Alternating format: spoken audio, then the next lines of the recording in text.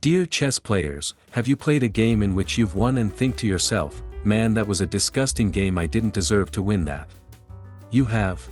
Ha, loser. Well, I haven't, I deserve every win I get. Anyways, if there were a game which would make me feel like that, it would be the game you're about to see.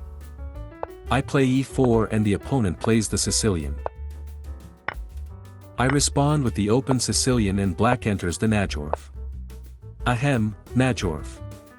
Damn, I guess the text-to-speech can't pronounce it correctly. Anyways, with these opening choices, you just know that you're about to get either an amazing tactical clash between two grandmasters, or a game between two mouth breathers drooling over the board who think they are the aforementioned grandmasters. I play the Fischer-Sozin attack. Guys like me and Fischer really like it. I can't really describe why, it just fits our playstyles, I suppose. I spent way too long on this move debating between pushing f4 and h4 as well as an unsound sack that leads nowhere. Do I regret my time usage? No, to be honest, I think I accidentally rage baited the opponent into playing some horrible moves later on. Moving the bishop loses my entire advantage. This line was the correct continuation. Even though the material is even, my position would have been better with all my pieces looking at the enemy king like the Avenger surrounding Loki in that one movie. Unfortunately, I don't see that far ahead and I blunder, I purposefully sack the exchange. Not gonna lie, I was on some copium thinking to myself, you know, at least I still have my light square bishop, like, maybe it'll be useful, you know, like maybe it can attack the king, you know. And I was right, even though I'm down a pawn and an exchange, Stockfish evaluates this position as 0.0. My opponent blunders, and in another case of brilliant time management, I spend half my remaining time and respond with a blunder of my own.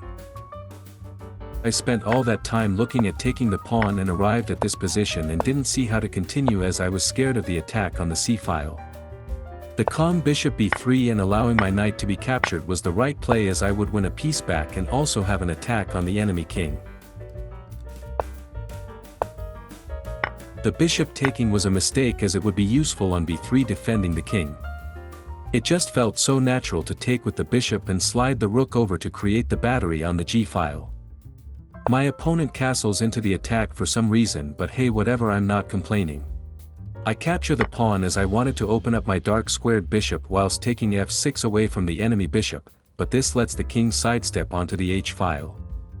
I should have created the battery with my rook first. Luckily the opponent buys my bullshit, so the attack continues. My opponent could liquidate and stop the attack, but they go for the blunder line instead. I answer him with the back-to-back blunder. I wanted to sack my bishop and checkmate the king, but I saw the option my opponent had missed on the previous move where they give back the exchange. I liked my chances here, but for some reason I was down 20 minutes on the clock, so I figured I would lose on time unless I checkmated the opponent quickly.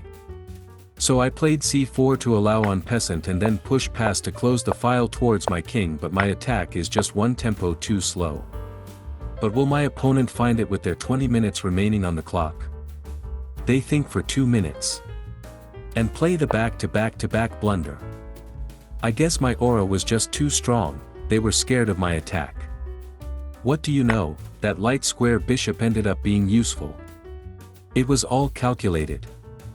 I knew it, I knew in my calcium deficient, vitamin D lacking bones that it would be useful. I quickly mop up the bishop and end the game. Meanwhile my opponent immediately goes offline. I would too, wouldn't you be pissed if you lost to an idiot like this? Here's what Stockfish thinks about that game. Cheers.